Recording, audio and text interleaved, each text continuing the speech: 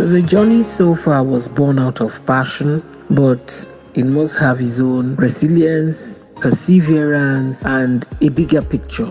That is where we are now.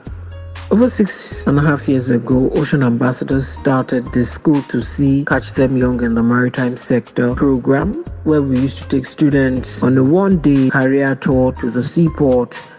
We bring veterans to talk to them, and the spicing of it is for them to board the vessel, which has always changed their horizon from daddy wants me to be a lawyer, mommy wants me to be a doctor. Last year, the new normal brought a new dimension because over the years, we've had quizzes. And of course, it has always been at University of Lagos because University of Lagos actually endorsed the program. And all our winners, we had taken to Ghana for them to see comparative analysis of what a typical seaport should be like compared to Apapa Seaport. They've gone to Tema Seaport, they've been to Takoradi, and back home, we've taken them to Nigerdock Shipyard, and we've taken them to some smaller shipyards in Nigeria. But fast forward, last year, when the pandemic broke out, we had no choice than to restrict ourselves to going virtual.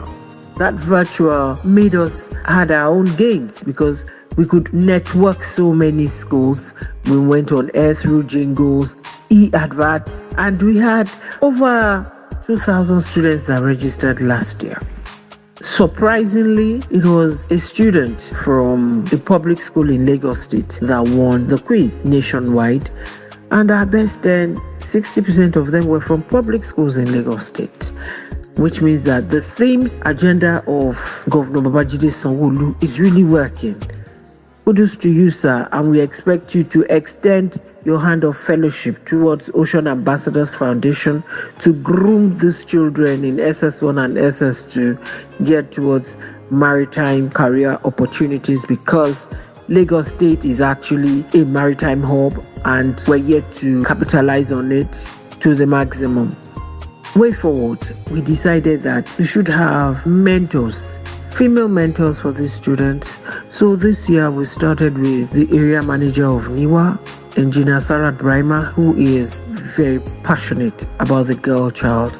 This year we decided to have the girl child, and for some years to come, we'll have to devote the career opportunities for the girl child because the girl child is not visible in the maritime sector.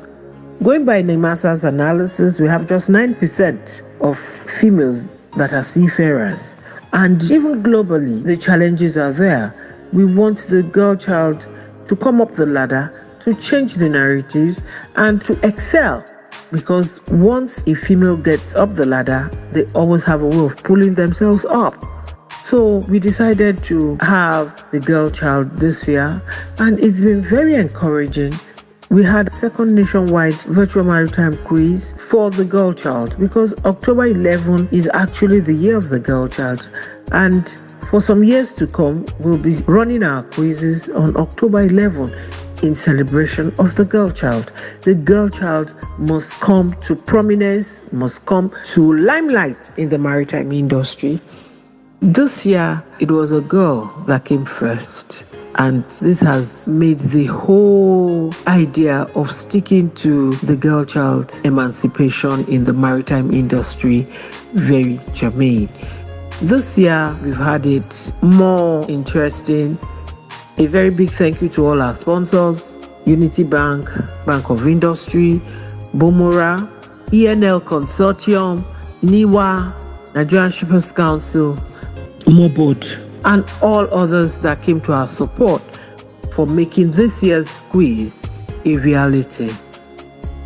Unity Bank sponsored us. Bank of Industry actually sponsored the School to Sea in March and Children's Day events that we had. And they actually started the Girl Child Mentorship Program that we now run on Zoom. The way forward, we're actually soliciting for more partnerships, right from local government, states, the private sector, because we know that the ultimate goal of these children is the Blue Economy 2030.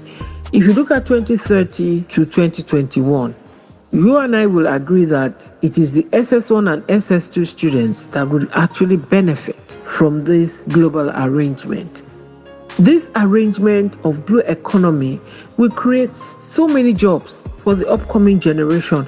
It is only this generation that will prepare the grounds, the infrastructure for these children to capitalize on. Because if we don't catch them young now, there won't be any space for them. That opportunity will be lost, and we don't want it to be lost. We're now appealing to state governments, federal governments, to come and partner with us, the Federal Ministry of Transportation, and more importantly, the Federal Ministry of Education should find a way of including maritime studies at early ages for these children to appreciate the wealth of waters, the wealth of the oceans, and the wealth of the inland waterways. We hope and we sincerely pray that this appeal will drop to the hearts and ears of all those that are supposed to come and partner with us, so that we'll get this nation and get these children to rewrite our rich maritime history. Because when it comes to fisheries, we have no data. When it comes to maritime tourism, we're not there yet. When it comes to aquaculture, we're far from it. We need all these areas to be harnessed by this upcoming generation, and the only way out is by grooming them right now and getting them to know at early ages what are the advantages of career opportunities in the maritime sector. We hope that this time next year we'll have more partners, so that these children will be able to rewrite the history of maritime career opportunities in Nigeria. Thank you.